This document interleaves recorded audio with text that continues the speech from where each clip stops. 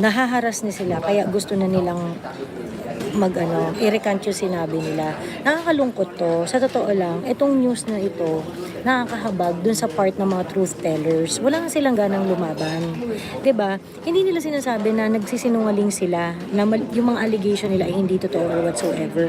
Na, klaro doon sa explanation Sinabi namin yun, naguguluhan na, gusto na lang namin ng tahimik na buhay. This is actually a scary development na nagtatagumpay sila nagtatagumpay silang tingnan nyo yung iglesia, hindi na nagrally.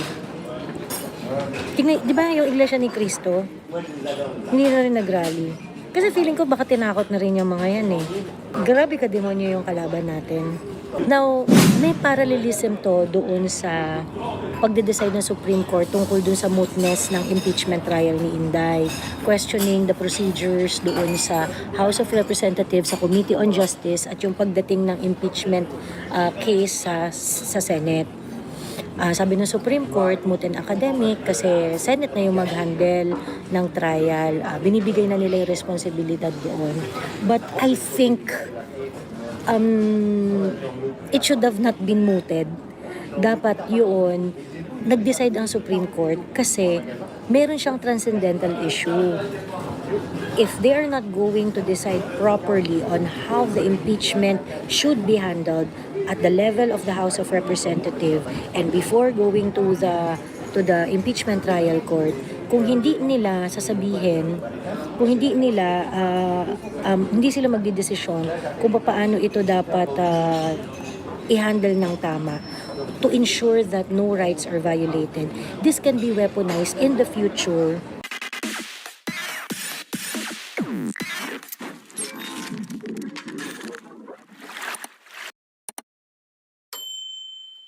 At this point, I would just like to react on the recantation of 4 former bodyguards of Saldico. I think they are part of the Brave 18. Napakinggan ko yung interview nila kanina. Hello, Jupao Gasol, Juen Hiver, Chimi, Truth PH, Zenny Ponce. Hello. Magkakasama lang kami kanina. I'm Chris Polo, hello, Private Eye. Ate Narina Nico, hello, Liana Gyudni. Ayan, okay. I would just like to react on 2 things. Alive ako. I would just like to react on 2 things. First, yung tungkol doon sa recantation ng former bodyguards ni Saldico. Napakinggan ko yung interview nila. So, ang sabi nila, nire-recant nila basically kasi ang dami-dami nilang kaso, ang dami-dami nila, naharas na sila. So, kaya nila ire-recant kasi pagod na sila. Alam mo yun, hindi nila ire-recant dahil they want to, kumbaga, hindi nila sinasabi nagsisinungaling sila noon. Kasi sinasabi nila, napagod na lang sila. Ha? Pagkain na. Ata, ikaw muna. Hindi, susunod na ako. Uy, dito muna kayo. Sige, hintayin namin si Zenny Ponce. Ikaw man. Yung activate siya ng phone ko. Okay, sige. Okay. Para ma-discuss ka, relax ka lang. Oo.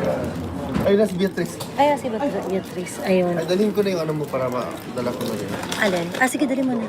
Tsaka yung sa kanya. Sige. Oo. Ayun. So ngayon, ang tawag dito, hello, Monet. Ayan. Ano ba? O, chocolate ba yan? Ayan. Hello, Papamulo Ate. natin. Hindi niya lang alam. Hindi mo lang alam. Paano namin sa Tijoy na magchichika? Ayan. Oo. Teka lang, ate, naka-live ako. Wait. This is a beautiful made by God. Ayan, true. Alin? Yung ganito mo. Ay, oo. Para iuwi niya na sa bahay, ate. Ate, magkano? Same price lang. Same price. Sige, bibigay ko mamaya, ate, ha. Wait lang, ha. Okay, teka lang, ha. Hello, Kilian. Hello. Okay, start tayo ulit. It is really about doon sa mga ang pangalan nito, it is really about doon sa nahaharas na sila kaya gusto na nilang i-recant yung sinabi nila. Nakakalungkot to. Sa totoo lang, itong news na ito, nakakahabag dun sa part ng mga truth tellers. Wala nga silang ganang lumaban. 'Di ba? Hindi nila sinasabi na nagsisinungaling sila, na yung mga allegation nila ay hindi totoo or whatsoever. Na, klaro doon sa explanation eh.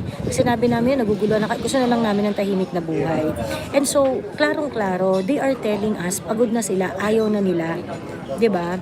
And this is the important thing, kaya nga sinasabi ko noon, no, kapag merong mga ganitong bagay na lumalabas, nag-iingay, bigyan natin ng suporta. Kasi yun yung magpapalakas ng loob sa mga whistleblower eh. Pero, hindi mo ma-blame tong apat. Kasi difficult ang pera, ang daming kaso, ang dami lang pagpapiyansang ginagawa, pati abogado nila hinaharas. This is really the moment when we have to rally everyone to support the truth tellers. Ano yung irerekan, sabi ni Pungkol? Well, lahat na sinabi nila tungkol kay Bongbong Marcos, kay Martin Romualdez, tungkol sa maleta, at saka kay Saldico, ay hindi raw totoo. Kasi tinakot na, sabi ni Tita Garrett. Correct. Oo. Totoo. Ayun. So, hindi ito, hindi ito, this is actually a scary development na nagtatagumpay silang tingnan niyo yung iglesia, hindi na nagrally. Tingnan, di ba yung iglesia ni Cristo? Hindi na rin nagrally. Kasi feeling ko baka tinakot na rin yung mga yan eh. Di ba? Grabe ka demonyo yung kalaban natin. And this development is really not something that we can be proud of.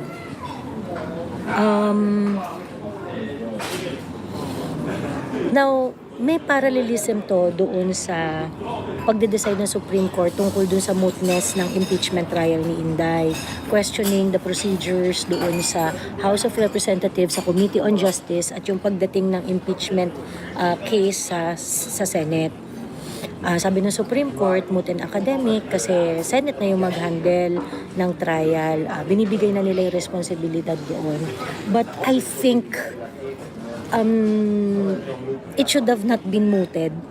Dapat yun, nag-decide ang Supreme Court kasi meron siyang transcendental issue. If they are not going to decide properly on how the impeachment should be handled at the level of the House of Representatives and before going to the impeachment trial court, kung hindi nila sasabihin, kung hindi nila hindi sila magdidesisyon kung paano ito dapat i-handle ng tama to ensure that no rights are violated, this can be weaponized in the future. And they're just going to they're just going to weaponize the impeachment trial. Ipagkaisa natin, kuha tayo enough numbers, and then we impeach impeachable officers that we do not like. 'Di ba? Kahit pa ma-violate yung kanilang rights. Kasi ang importante, kaya kino-question yung proseso sa House of Representatives is because the House of Representatives time and again are infringing the rights of the people participating sa mga proseso nila doon.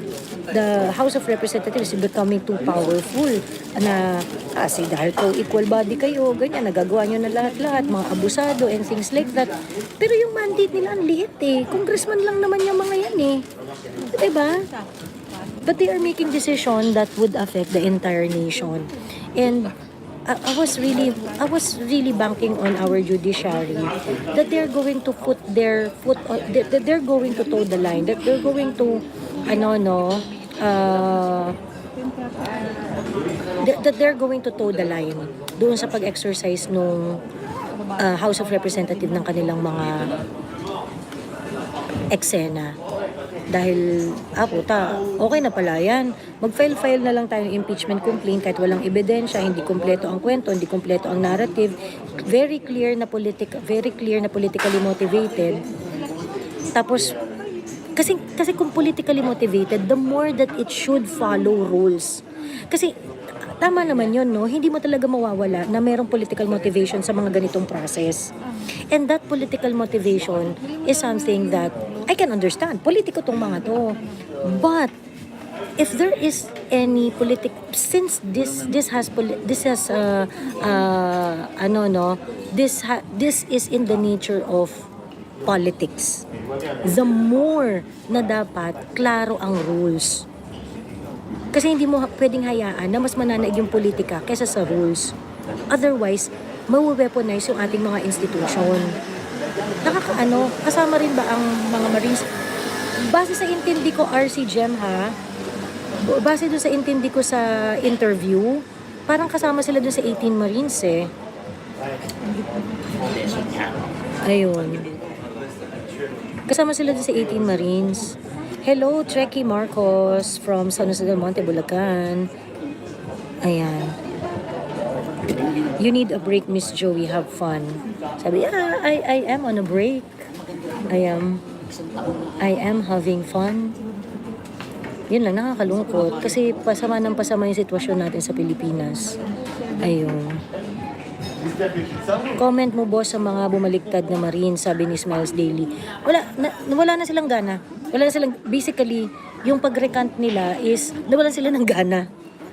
Gusto lang nilang tahimik na buhay. Hindi nila sinasabing nagsinungaling sila, hindi nila sinasabi na hindi totoo yung sinasabi na. Sinasabi nila, gusto lang namin ng tahimik na buhay. Ayun.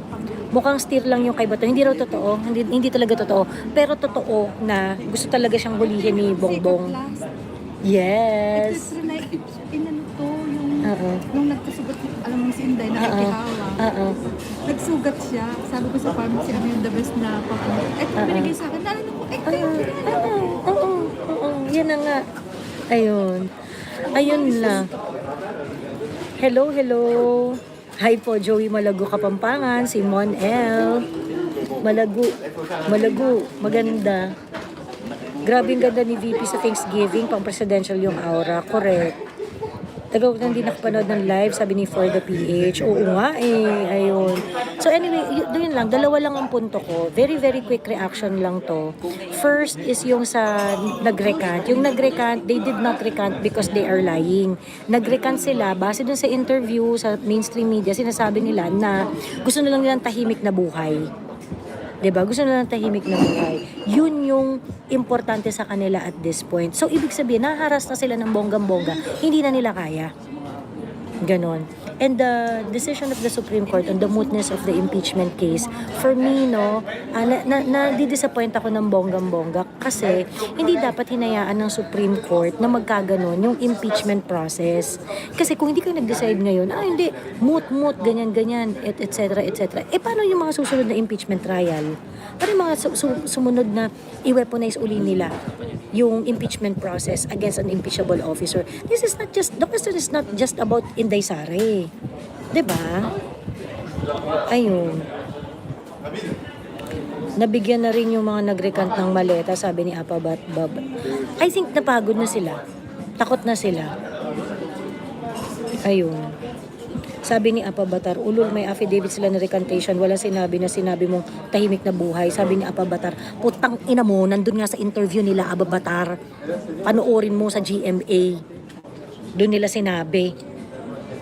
Meron ba kasi sinabing nakasulat yun sa affidavit? Putang ina mo, kang tanga ka. Gago. Makinig ka nga na mabuti, Apabatar. Ewan ko sa yung putang ina mo.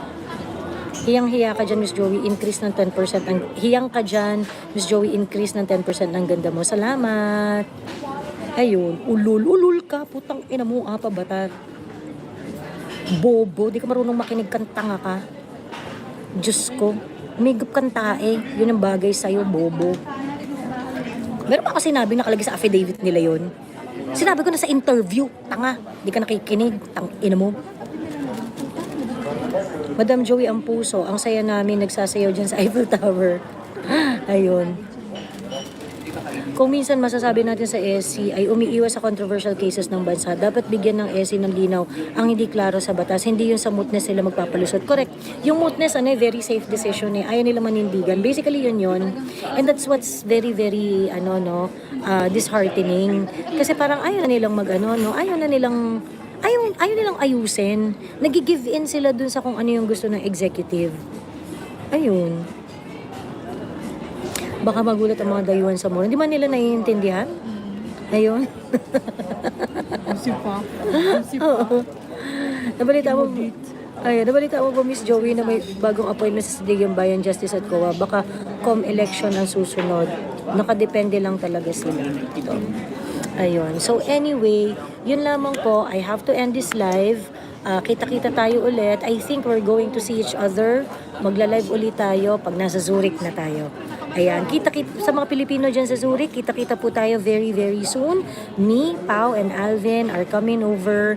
Magkwentuhan po tayo, mag-usap-usap po tayo, at patuloy tayong maging mapagmatsyag. Ayan, maraming salamat po. Ingat, ginamit nila weapon yung bagal ng SC sa pag-aksyon. Yes. Yes.